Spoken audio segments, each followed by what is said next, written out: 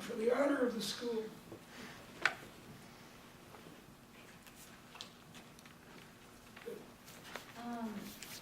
In the article, you talked about how you need to have the virtues from the start, which would be childhood, but then to have a virtuous childhood, you need virtuous parents. So it seems pretty cyclical. So how would we get, if we don't all have the 7 virtues right now, how would we get there? Well, we all have the 7 virtues in various idiosyncratic combinations. Some of us are worse on some. I'm not too good on temperance, but so we all have them in combinations. There's a flourishing life of a soldier, and a soldier has, above all, the virtue of courage and must. There is a flourishing life for a nun, Catholic or Anglican nun, where the chief virtue is faith and love. There are various different combinations of. That's a big question which is not approached in Western philosophy. Western philosophy is very bad about education. This is somewhat strange because the classical tradition in Western philosophy in the Greek and Roman world is filled to talk about education. But it kind of died out with Descartes. And we kept talking, as Descartes does, and Hobbes and all the others, about these fully formed humans who have never had a mother and don't come from any particular culture and are just sort of appear.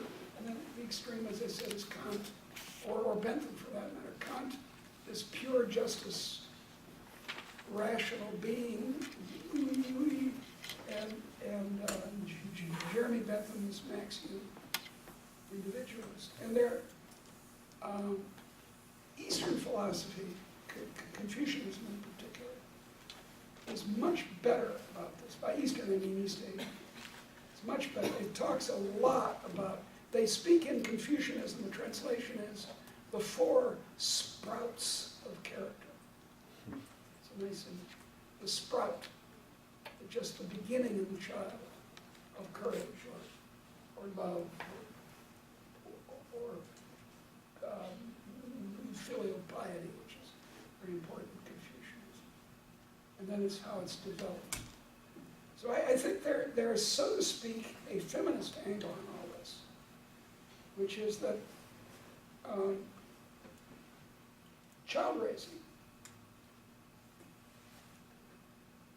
is crucial to this. I'm becoming more and more convinced of this. And I worry about it more than anything. If there's, we were talking about equality at lunch, and the big inequality is not income. Yeah, there's income inequality, and if you're a single mother with 2 children, you're up the creek. If you haven't got a high school diploma, you're up the creek. I understand that. But the biggest one is what we were talking about before back there, is cultural. It's not having a good mother. I say to my mother all the time, Mom, you were a good mother. Oh, I wasn't a good mother, I was a terrible mother. No, she wasn't. She was a good mother. But that's the issue. And it's not something that male philosophers find natural to talk about. In fact, virtue ethics was the usual way of talking about ethics until the 18th, or really the 17th and 18th century in the West. And then it died out in the late 18th century. It was killed off by Kantianism and utilitarianism and contractarianism. And it was revived in the 50s, I hear this, by British female analytic philosophers. You may have heard of the novelist Iris Murdoch. She was part of this gang. Whether you adopt a Christian creationist understanding or an evolutionary understanding, don't you have to assume that? I'm not a creationist. So from an evolutionist standpoint, don't you have to assume that these virtues were sort of pulled out of nowhere then initially, that they were naturally? Yeah, and I do. I don't have any trouble with it. But I don't think that denies the role of God. There's some very good books by a man named Polkinghorne, John Polkinghorne, who was the professor of physics at Cambridge, which is a big deal. And then he said, oh, well, I'm going to become an Anglican priest, and he did. And this guy writes charmingly short books. My books are too long. He writes short books about the connection between Christianity and science. And this guy knows science very well, and he knows Christianity very well. He's an expert in both. And he says quite properly that evolution, accepts evolution, I do. I think evolution's correct. It's a correct scientific theory. But that doesn't mean that evolution can't be guided by God. It's no reason at all that God can't be involved.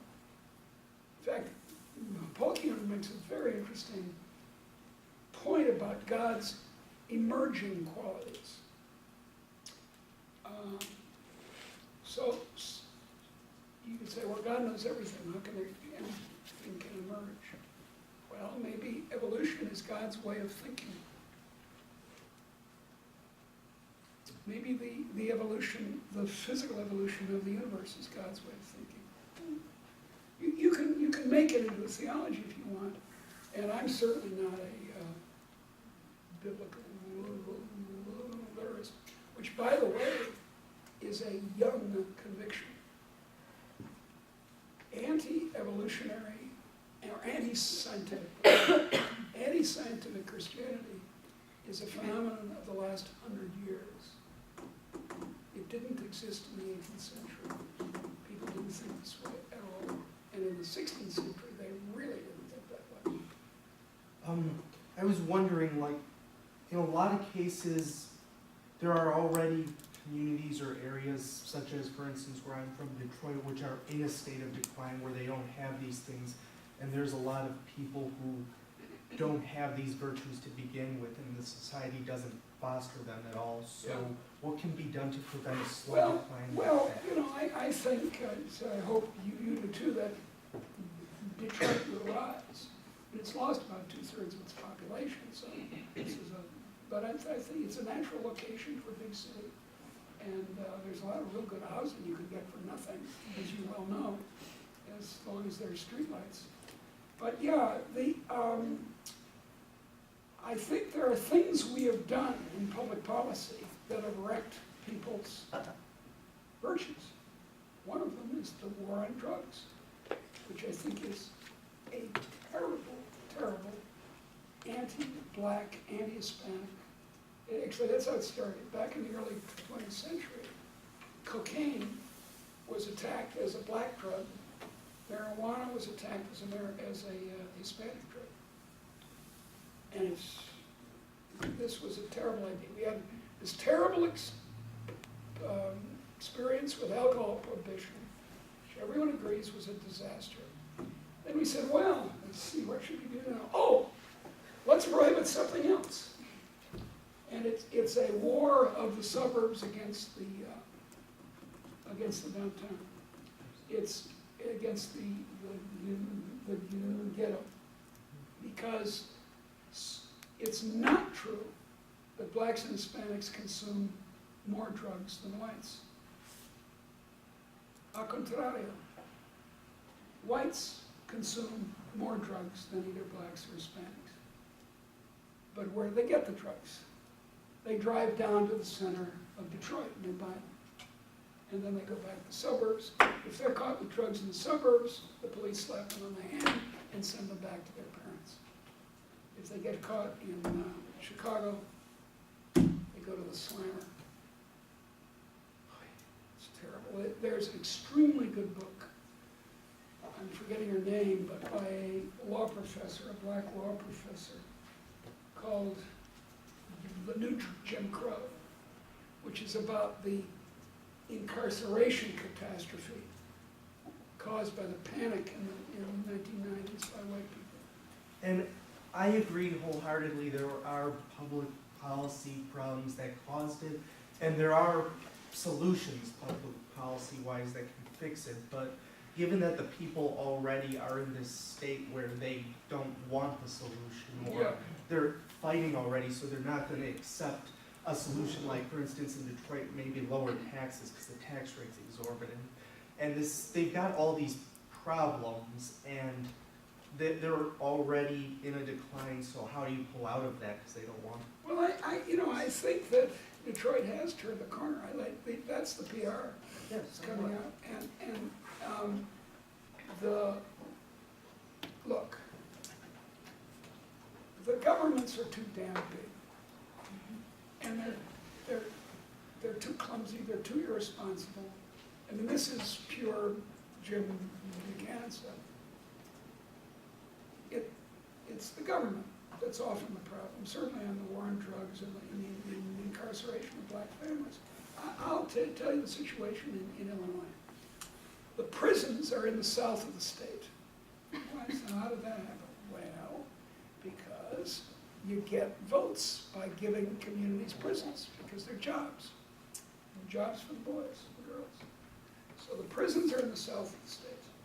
The perps are in the north. They're in Chicago. So you're the wife of a prisoner. You want to visit him. You don't have a car. You borrow a car from your uncle. You drive down the length of Illinois. This happens all the time. Illinois, like Indiana, is a very, very long state. They grow cotton in the southern counties of Illinois. Did you know that? There are cotton fields down there. It's not that far from Memphis. Okay, you drive down, you arrive, you've taken off work, you're probably going to get fired. You discover the prison's on lockdown. No one's told you. You go home. Now, what kind of a effect on children and families is that? So this is a complete disaster. But I see what you mean. There's a problem. What to do? Should we punish? Should we help? What should we do? Maybe we should stop digging the hole. Guys, we've reached the end of the allotted time, so maybe just to reinforce something President McCloskey said, in lectures it's great to think as well as to write, and that was also what Adam Smith said, I believe, to his students, and continue to think also after the class. I know you guys have great debates amongst yourselves, so maybe these themes can emerge.